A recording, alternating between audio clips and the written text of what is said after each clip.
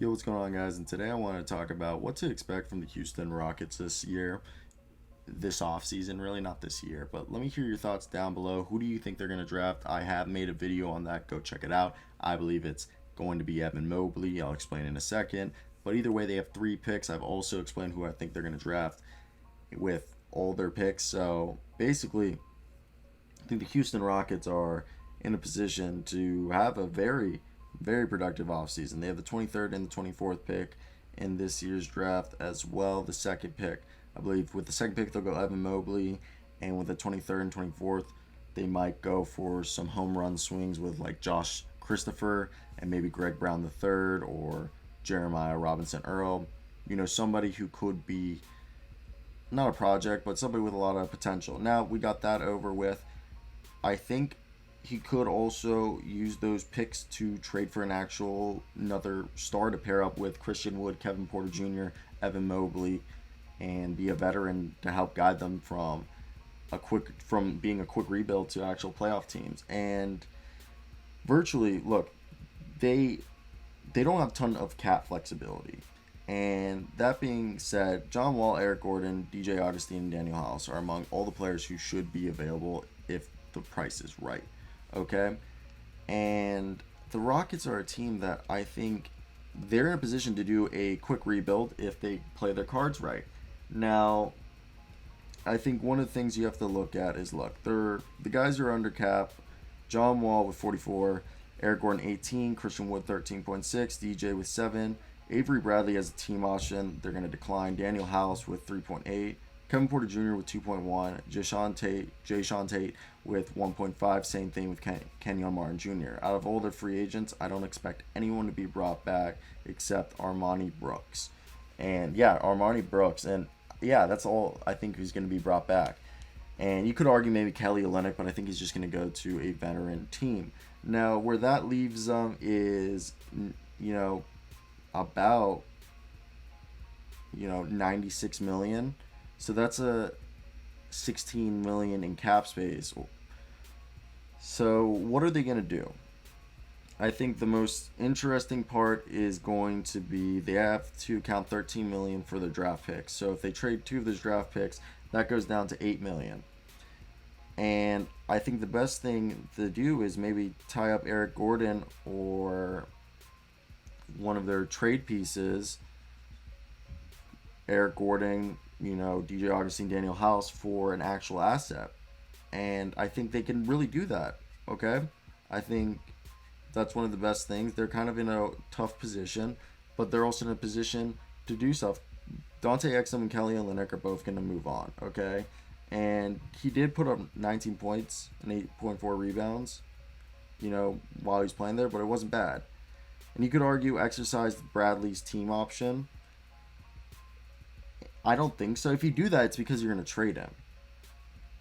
And they need to guarantee Jayshawn Tate, but I think Eric Gordon's the other deal that they got to get rid of. And, if they can move him for some picks or a couple of young players with potential, I'd so do that. And you could see a team like the Denver Nuggets, or even, I don't think the Atlanta Hawks would, but maybe the New Orleans Pelicans would bring him back.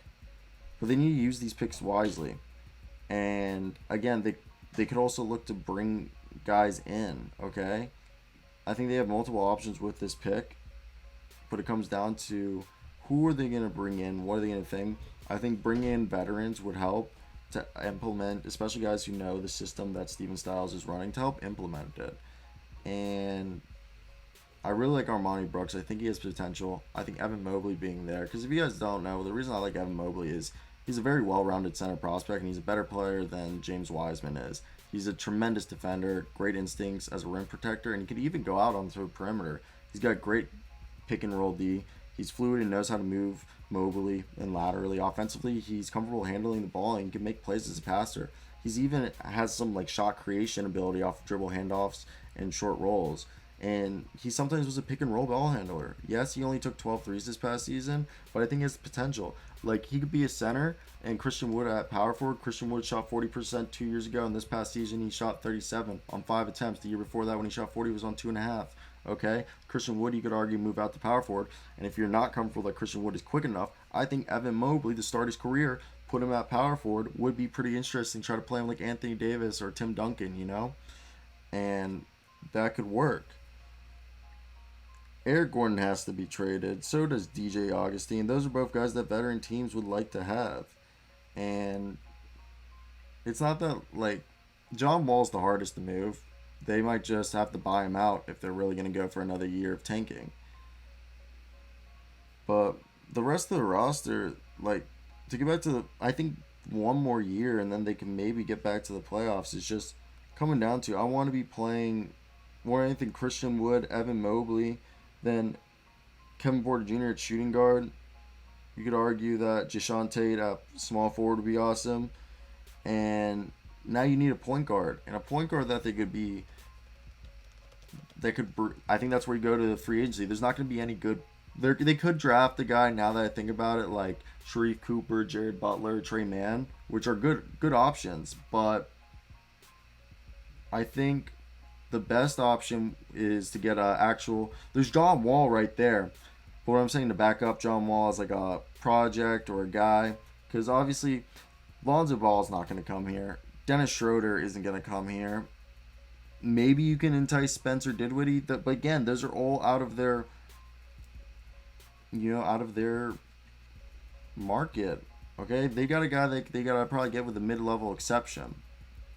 And I think the only guy you could see out here, TJ McConnell maybe, but I don't think he wants to go there. Reggie Jackson, if they paid him enough, would go, but he's another guy. Devontae Graham could help out there, but he would want a long-term deal. Cameron Payne, maybe, if you offer him the starting spot and get rid of John Wall, Goran Dragic as a veteran, but then you're also back in the spot. You want young guys, and there's not many young guys out there. Like, Rule Neto's probably going to stay. Chris Dunn, you could bring in for defense and hope maybe he could tap into something that he hasn't been able to tap into. There's really not that many options out here in the point guard market. Shane Larkin, Shabazz Napier, Emmanuel Mudiay, Frank Jackson, Brad Wanamaker. Brad Wanamaker's kind of old. Saban Lee, Jordan McLaughlin, Yogi Ferrell are all young, kind of young still. That could maybe Frank Ntilikina, Ryan Arsenio, I don't even know how to say his name. All guys you could sit here and be like, maybe. It's just very complicated. I want to hear you guys' thought. That's basically it for me. I'm going to just go post, chill, do whatever.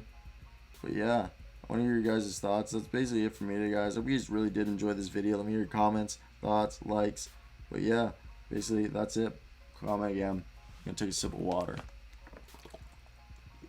because I'm parched.